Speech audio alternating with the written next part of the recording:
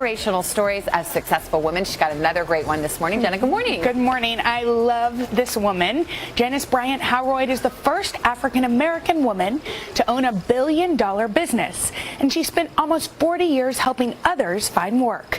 She could fill a book with her words of wisdom. 1, make sure you're prepared. 2, understand what the goal is. 3, understand that all of those around you, particularly your family, are a part of that success. And 4, always find a moment for gratitude.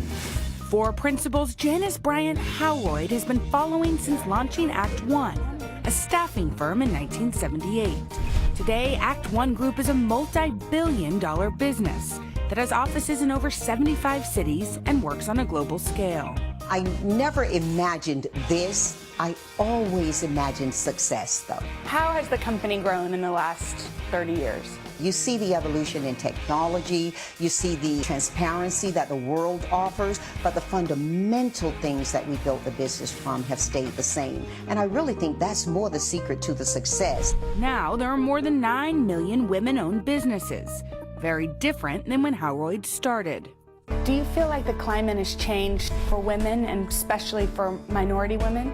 Let's be clear, the climate has changed, but it's not sunny weather.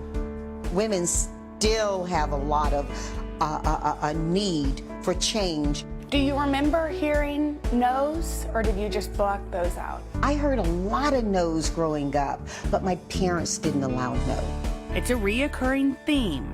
Her parents, their optimism. I have a very pleasant, very happy memory of my childhood, but that's more because of who my parents were. But our parents were so nurturing and the community was so nurturing that we worked more toward the potential and the possibility than we did the threat or the denial of opportunities. Would you say your parents were your greatest mentors? Absolutely, absolutely. And not mother or father, mother and father. Howroyd grew up in segregated North Carolina as one of 11 children. I'd love to sit here and sound pretty about it. And I'm not pulling out the violin strings for folks to cry about how I grew up. The reality of it, though, is that it was harsh, it was ugly, and it should never have been that way.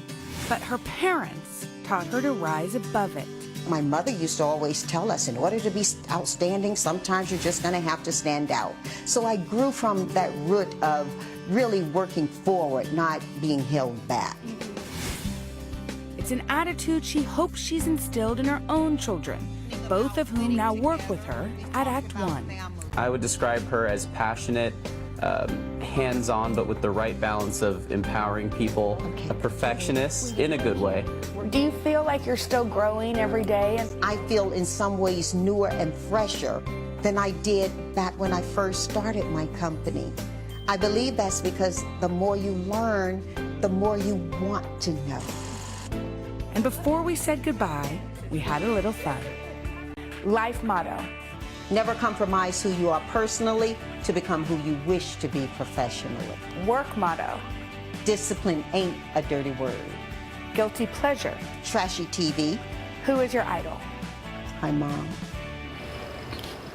I have to say, and I'm about to cry again, I started crying when she said her mom. Almost all the women we talked to said their moms. I'm pregnant and hormonal, so I'm hoping one day this child says me.